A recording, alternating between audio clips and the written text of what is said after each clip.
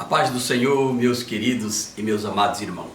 Hoje, especialmente, nós vamos falar sobre a grande tribulação. E o que é a grande tribulação? Meus irmãos, meus amigos, a grande tribulação nada mais que a última semana das 70 semanas proféticas de Daniel. Deus revela para Daniel nas seguintes condições: 70 semanas estão determinadas para o teu povo Israel. Aí nós lemos no capítulo 9 de Daniel, passaram-se 7 semanas, e depois passaram mais 62 semanas, e o Messias será tirado. O Messias será tirado nas 62 semanas. Evidentemente, o sacrifício cessa, o Messias é tirado, e Deus levanta uma espécie de uma pausa entre as 62 semanas até se cumprir o tempo dos gentios. Tempo este em que está escrito no Evangelho de João 1,11, quando diz: Ele veio para o que era seus, os seus não aceitaram, mas todos quanto aceitarem serão feitos filhos de Deus. Meus irmãos, meus amigos, a grande tribulação, ela é um período de Deus tratar com Israel. Lembra da profecia, ou melhor, da revelação da palavra que o anjo Gabriel entrega para Daniel? 70 semanas estão determinadas para o teu povo. Então, a grande tribulação é um cumprimento da revelação de Deus, por Daniel buscar de Deus a resposta. É a última semana de ano. Se cumpriram as 7, se cumpriram as 62, 69. E agora falta apenas uma semana. Levanta-se Deus, coloca Israel para dormir. O apóstolo Paulo diz isto. E o Senhor, porventura o Senhor está contra Israel? Não, de fato não. Porque eu também sou israelita. Deus não tem nada contra Israel. Ao contrário, Israel é um povo escolhido, é um povo amado, é o povo que Deus escolheu para que eles levassem a revelação de Deus, a glória de Deus, a presença de Deus para toda a humanidade. Mas Israel se esquivou, Israel rejeitou esse projeto. E aí Deus coloca eles para dormir. E Deus levanta homens semelhante ao apóstolo Paulo. Paulo, apóstolo, foi levantado por Deus para levar a mensagem de Deus aos gentios, levar o conhecimento de Deus para os gentios. E aí nós encontramos na Bíblia Sagrada sobre a grande tribulação. Para que ela aconteça, tem um texto bíblico muito importante, que é Apocalipse 3:10. Deus escrevendo por meio do seu Filho Jesus Cristo, revelando a igreja de Filadélfia. 3:10. Como guardaste a palavra da minha paciência, também te guardarei da hora da tentação que há de vir para tentar todo mundo. E aí existem algumas pessoas que querem anular a grande tribulação, dizendo que não haverá grande tribulação. Mas a Bíblia é clara que esta será em todo o mundo, para tentar aos que habitam na terra. Então Deus faz uma promessa para a igreja de Filadélfia, que há de livrar, há de proteger, de guardar, pois ela foi fiel à sua palavra. Mas veja, a igreja de Filadélfia é o retrato da igreja desejada, da noiva que Cristo vem buscar no grande dia do arrebatamento da igreja. E o que é o arrebatamento da igreja? O arrebatamento da igreja nada mais do que a segunda vinda de Cristo na sua primeira fase. Veja, Cristo primeiro virá buscar a sua igreja, mas para não confundir, ele não virá até a terra, ele não vai pisar nesse chão, nessa primeira etapa. Simplesmente ele aguardará nos ares, nas nuvens. E aí o escritor Paulo escreve aos Tessalonicenses, capítulo 4, 16, 17 até o 18, quando ele diz: ora, nós não precederemos aos que dormem, aos mortos. Primeiro os que morreram em Cristo ressuscitarão, que é incluso a primeira ressurreição. E nós, os que estivermos vivos, seremos arrebatados seremos arrebatados, transformados, tudo em um mesmo momento. Não pensem, senhores, que isso vai ser espaço de 5, de 10 minutos, não. Em um momento de abrir e fechar de olhos, como disse o Senhor Jesus, a igreja será transformada, arrebatada, encontrar os irmãos ressurretos que já ressuscitaram e juntos encontraremos o Senhor nos ares, nas nuvens. E aí entraremos junto com o Senhor ao quê? Ao chamado tribunal de Cristo. Tribunal de Cristo não é para condenação. Faremos essa reflexão em uma outra data, mas hoje eu quero dizer para você que o tribunal de Cristo é exclusivamente para galardoar, para dar galardões àqueles que trabalharam na obra do Senhor. Todos os que entrarem no tribunal de Cristo sairão sem condenação. Talvez alguns poderão sair sem muita patente, vamos usar esse sistema humano da terra, sem muitas coroas ou sem muitas honrarias, mas eles serão bem-aventurados porque não serão condenados. E aí, a igreja do Senhor cumpre a promessa de Jesus quando ele disse: olha, hoje vocês choram, vocês estão tristes, mas logo em breve vocês estarão alegres. Alegre por quê? Porque vamos estar participando das bodas do Cordeiro. Se lembra que a Bíblia diz que o Senhor Jesus, na sua última ceia, ele disse: não cearei mais convosco até que ceiam outra vez no reino de Deus, nos céus. E aí eu tenho que dizer aos irmãos o seguinte, que a igreja estará gozando da alegria de ser servida por Cristo, recebendo as patentes, as honrarias, as coroas, enquanto o mundo aqui estará em total desespero e destruição. Os 7 anos, chamado a última semana da 70 semana de Daniel, este período é o período do domínio do anticristo, que também haveremos de estudar sobre o anticristo lá adiante, uma outra reflexão. Mas nesta exclusivamente eu quero te dizer para você, ora, o Cristo nos fez uma promessa de nos levar para que aonde Ele estiver estejamos com Ele. Ele mesmo disse que o mundo haveria de chorar. O anticristo estará dominando este mundo por 7 anos. 7 anos, grave esse número que você vai precisar lá adiante. O anticristo dominando o mundo por 7 anos, enquanto a igreja estará se deliciando das bodas do Cordeiro, a ceia em que o Senhor Jesus Cristo há de nos servir. Os primeiros 3 anos e meio, meus queridos e amados irmãos, pois assim está escrito lá no livro de Daniel: e ele firmará um concerto com muitos por 1 semana, e na metade da semana quebrará o concerto.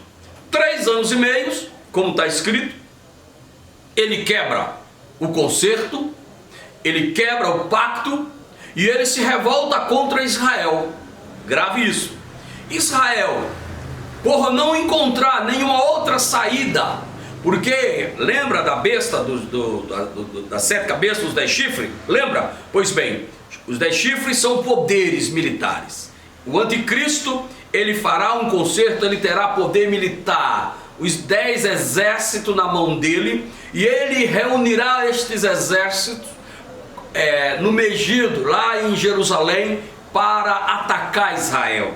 Israel, por não ter outra alternativa, vai começar a clamar, vai começar a pedir, vai começar a suplicar a Deus, e Deus vai esperar até que ele seja enquebrantado de coração, para que o Senhor venha socorrer, para que o Senhor venha dar o grande livramento a Israel.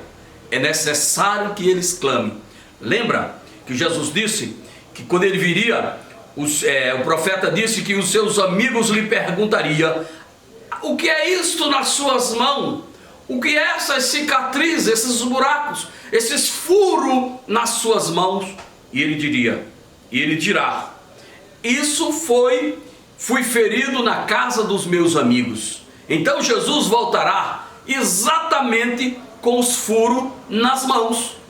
E aqueles que o furaram e aqueles que não creram verão e passarão a acreditar. Mas eu queria ir um pouquinho mais adiante em dizer a seguinte frase: a igreja do Senhor Jesus Cristo não entrará na grande tribulação. E aí eu posso garantir aos senhores, meus irmãos, meus amigos, que é uma promessa de Jesus, pois está escrito que ele virá com todos os seus anjos, e ele virá com os santos. Colossenses 3:4. Os santos, que somos nós que fomos arrebatados, muitos ressurretos, voltaremos com Cristo, pois essa primeira etapa, né, que é a segunda vinda, mas a primeira etapa ele virá buscar a igreja, quando na verdade na sua segunda vinda ele virá com a igreja. E aí eu quero me resumir dizendo para você: Jesus fez uma promessa para mim, Jesus fez uma promessa para você, e você pode crer que você e eu não haveremos de entrar na grande tribulação. E por que eu tenho tanta certeza? Bem, lá no livro de Mateus capítulo 25, quando Jesus alça a parábola, ele diz a seguinte frase: ele diz que as 5 prudentes tinham azeite no reservatório e na lamparina, e das 5 imprudentes tinham azeite na lamparina, mas não tinham no reservatório. Isso nós podemos provar biblicamente, que o cristão que tiver preparado, santificado no espírito interno, na alma e no corpo, este não entrará na grande tribulação. Mas aqueles cristãos que não tiverem, portanto, santidade do espírito, na alma e no corpo, ou seja, que não levaram uma vida santificada, vão entrar, mergulhar na grande tribulação. E o que é a grande tribulação? Um tratamento de Deus com Israel, como eu havia dito, um tratamento de Deus com o mundo, com os ímpios, pois Israel precisa desses 7 anos para refletir e reconhecer que erraram e que precisam da providência de Deus.